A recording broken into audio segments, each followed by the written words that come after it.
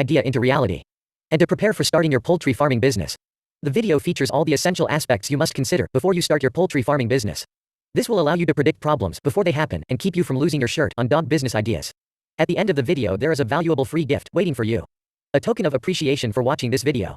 Operating a successful poultry farming business will depend on the following 4 conventions. 1. A practical plan with a solid foundation. 2. Dedication and willingness to sacrifice to reach your goal. 3. Technical skills. 4. Basic knowledge of management, finance, record keeping and market analysis. As a new owner, you will need to master these skills and techniques if your business is to be successful. Identify your reasons. As a first and often overlooked step, ask yourself why you want to own your own business. Check the reasons that apply to you. 1. Freedom from the 9-to-5 daily work routine. 2. Being your own boss. 3. Doing what you want when you want to do it. 4. Improving your standard of living. 5. Boredom with your present job. 6. Having a product or service for which you feel there is a demand. Some reasons are better than others, none are wrong. However, be aware that there are trade-offs. For example, you can escape the 9-to-5 daily routine, but you may replace it with a 6 a.m. to 8 p.m. routine. Preliminary analysis, major flaws. A yes response to questions such as the following would indicate that your business idea has little chance for success. 1. Are there any causes, such as restrictions, monopolies, shortages, that make any of the required factors of operation unavailable, such as unreasonable cost or scarce skills? 2. Are capital requirements for entry or continuing operations excessive? 3. Is adequate financing hard to obtain? 4. Are there factors that prevent effective marketing? A self-analysis.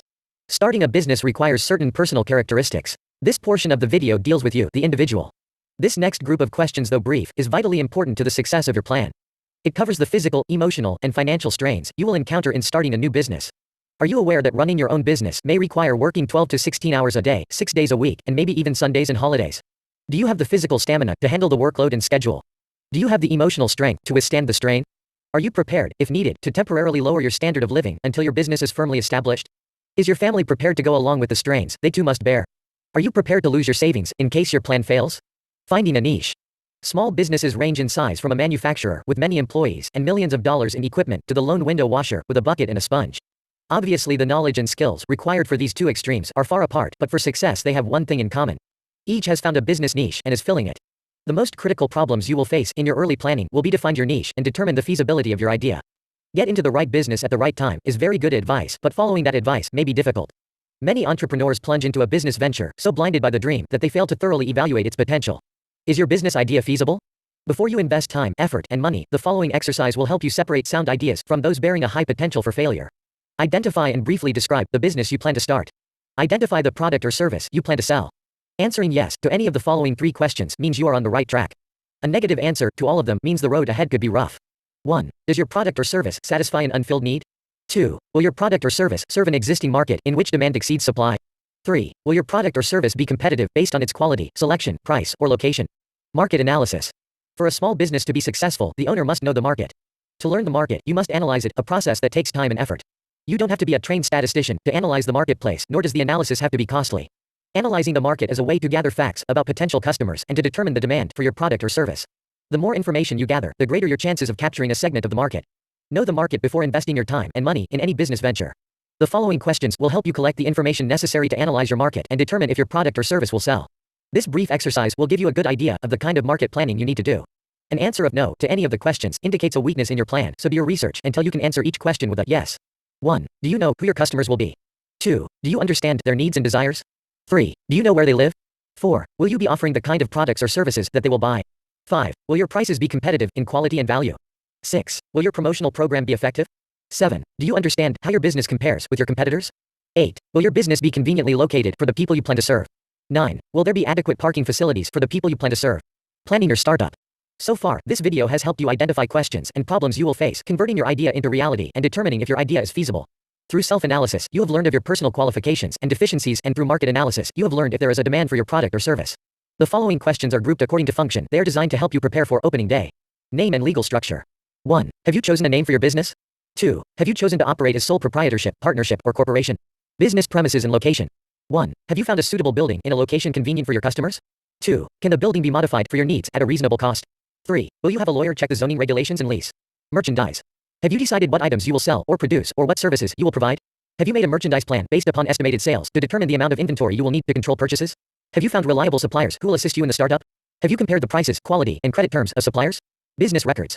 Are you prepared to maintain complete records of sales, income and expenses, accounts payable, and receivables? Have you determined how to handle payroll records, tax reports, and payments?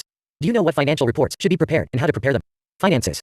A large number of small businesses fail each year. There are a number of reasons for these failures, but one of the main reasons is insufficient funds. Too many entrepreneurs try to start and operate a business without sufficient capital, money. To avoid this dilemma, you can review your situation by analyzing the following 3 questions. 1. How much money do you have? 2. How much money will you need to start your business? 3. How much money will you need to stay in business?